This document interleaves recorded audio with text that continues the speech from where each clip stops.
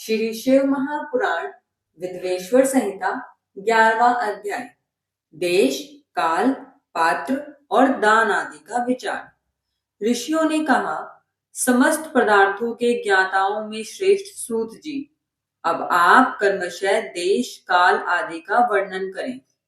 सूत जी बोले, महर्षियों, देवयज्ञ आदि कर्मों में अपना शुद्ध ग्रह समान फल देने वाला होता है, अर्थात अपने घर में किए हुए देव यज्ञ आदि शास्त्रोक्त फल को सम मात्रा में देने वाले होते हैं।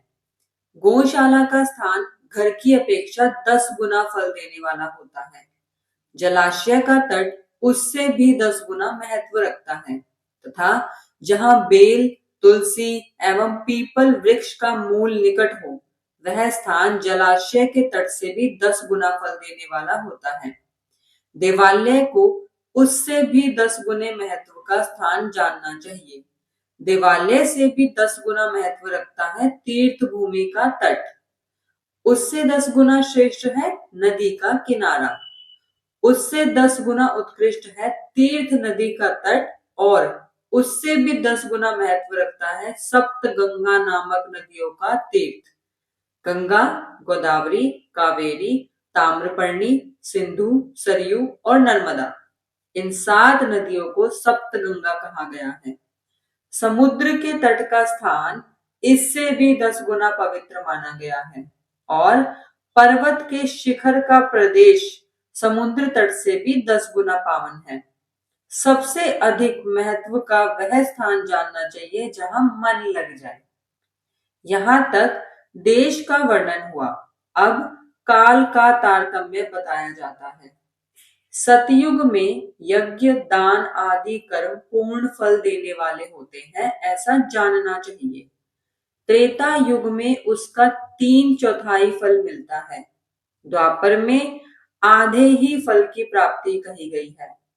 कली युग में 1/4 ही फल की प्राप्ति समझनी चाहिए और आधा कलयुग बीतने पर उस चौथाई फल में भी 1/4 कम हो जाता है। शुद्ध अंतःकरण वाले पुरुष को शुद्ध एवं पवित्र दिन सम फल देने वाला होता है। विद्वान ब्राह्मणों, सूर्य संक्रांति के दिन किया हुआ सत्कर्म पूर्वोत्तक शुद्ध दिन की अपेक्षा 10 गुना फल देने वाला होता है, यह जानना चाहिए। इससे भी 10 गुना महत्व उस कर्म का है जो विष्णु नामक योग में किया जाता है। दीक्षायन आरंभ होने के दिन अर्थात कर्क की संक्रांति में किए हुए पुण्य कर्म का महत्व विष्णु से भी 10 गुना माना गया है। उससे भी 10 गुना मकर संक्रांति और उससे भी 10 गुना चंद्र ग्रहण में किए गए पुण्य का महत्व है। सूर्य ग्रहण का समय सबसे उत्तम है। उसमें किए हुए पुण्य कर्म का फल चंद्र ग्रहण से भी अधिक और पूर्ण मात्रा में होता है। जगत रूपी सूर्य का राहु रूपी विष से संयोग होता है, इसीलिए सूर्य ग्रहण का समय रोग प्रदान करने वाला होता है। अतः उस विष की शांति के लिए उस समय स्नान, दान और जप करे। वह काल विष की शांति के लिए उपयोगी होने के कारण पुण्यप्रद माना गया है।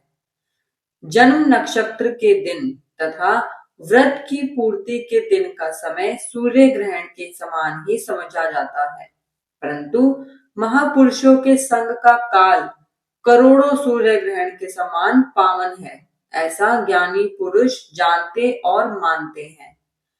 तपोनिष्ठ योगी और ज्ञान निष्ठ यति ये पूजा के पात्र हैं, क्योंकि ये पापों के नाश के कारण होते हैं। जिसने 24 लाख गायत्री का जप कर लिया हो, वह ब्राह्मण भी पूजा का उत्तम पात्र है। वह संपूर्ण फलों और भोगों को देने में समर्थ होता है।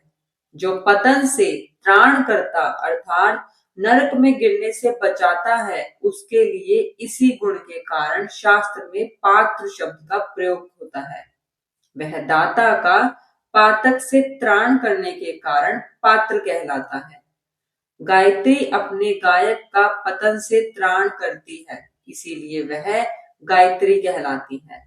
जैसे इस लोक में जो धनहीन है, वह दूसरे को धन नहीं दे सकता, जो यहाँ धनवान है वही दूसरों को धन दे सकता है।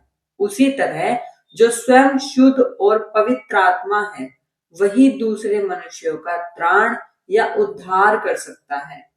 जो गायत्री का जप करके शुद्ध हो गया है वही शुद्ध ब्राह्मण कहलाता है।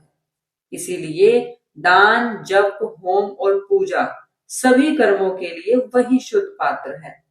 ऐसा ब्राह्मण ही दान तथा रक्षा करने की पात्रता रखता है।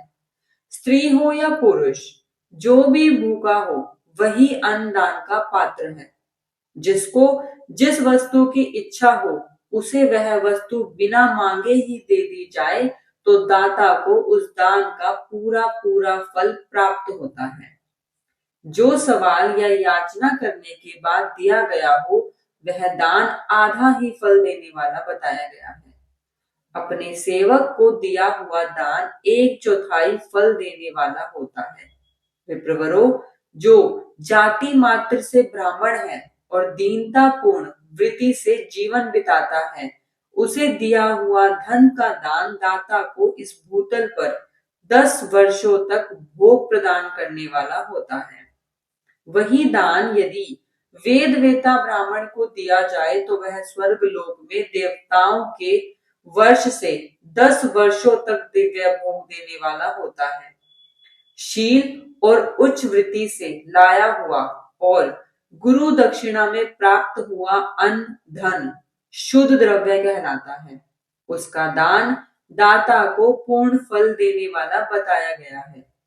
क्षत्रियों का शौर्य से कमाया हुआ, वैश्यों का व्यापार से आया हुआ और शूद्रों का सेवा वृत्ति से प्राप्त किया हुआ धन भी उत्तम द्रव्य कहलाता है। धर्म की इच्छा रखने वाली स्त्रियों को जो धन पिता एवं पति से मिला हुआ हो उनके लिए वह उत्तम द्रव्य है। गौ आदि 12 वस्तुओं का चैत्र आदि 12 महीनों में क्रमशः दान करना चाहिए। गौ, भूमि, तिल, स्वर्ण, घी, वस्त्र, धान्य, गुड़, चांदी, कोड़ा और कन्या, ये ही वो 12 वस्तुएं हैं। इनमें गोदान से कायिक, वाचिक और मानसिक पापों का निवारण तथा कायिक आदि पुण्य कर्मों की पुष्टि होती है। ब्राह्मणों, भूमि का दान इहलोक और परलोक में आश्रय की प्राप्ति कराने वाला होता है। तिल का दान बलवर्धक एवं मृत्यु का निवारक होता है। स्वर्ण का दान जठर अग्नि बढ़ाने वाला तथा वीर्यदायक होता है। घी का दान पुष्टि कारक होता है। वस्त्र का दान आयु की वृद्धि करने वाला होता है। धान्य का दान अन्न धन की समृद्धि में कारण होता है। गुड़ का दान मधुर भोजन की प्राप्ति कराने वाला होता है। चांदी के दान से वीर्य की वृद्धि होती है। लवण का दान षड्रस भोजन की प्राप्ति कराता है। सब प्रकार का दान सारी समृद्धि की सिद्धि के लिए होता है। विज्ञ पुरुष कुष्मांड के दान को पुष्टिदायक मानते हैं। कन्या का दान आजीवन भोग देने वाला कहा गया है। ब्राह्मणों, वह लोक और परलोक में भी संपूर्ण भोगों की प्राप्ति कराने वाला होता है। विद्वान पुरुष को चाहिए कि जिन वस्तुओं से श्रवण आदि इंद्रियों की तृप्ति होती है उनका सदा दान करें। श्रोत आदि 10 इंद्रियों के जो शब्द आदि 10 विषय हैं उनका दान किया जाए तो वे भोगों की प्राप्ति कराते हैं तथा दिशा आदि इंद्रिय देवताओं को संतुष्ट करते हैं। वेद और शास्त्रों को गुरु मुख से ग्रहण करके गुरु के उपदेश से अथवा स्वयं ही बोध प्राप्त करने के पश्चात जो बुद्धि का यह निश्चय होता है कि कर्मों का फल अवश्य मिलता है, इसी को उच्च कोटि की आस्तिकता कहते हैं। भाई, बंधु अथवा राजा के भय से जो आस्तिकता बुद्धि या श्रद्धा होती है वह कनिष्ठ श्रेणी की आस्तिकता है जो सर्वथा दरिद्र है। इसीलिए जिसके पास सभी वस्तुओं का अभाव है वह वाणी अथवा शरीर द्वारा यजन करे। मंत्र, स्तोत्र और जप आदि को वाणी द्वारा किया गया यजन समझना चाहिए तथा तीर्थ यात्रा और व्रत आदि को विद्वान पुरुष शारीरिक यजन मानते हैं। जिस किसी भी उपाय से थोड़ा हो या बहुत देवता अर्पण बुद्धि से जो कुछ भी दिया या किया जाए वह दान या सत्कर्म भोगों की प्राप्ति कराने में समर्थ होता है। तपस्या और दान ये दो कर्म मनुष्य को सदा करने चाहिए तथा ऐसे ग्रह का दान करना चाहिए जो अपने वर्ण और गुण से सुशोभित हो। बुद्धिमान पुरुष देवताओं की तृप्ति के लिए जो कुछ देते हैं वह अतिशय मात्रा में और सब प्रकार के भोग प्रदान करने वाला होता है।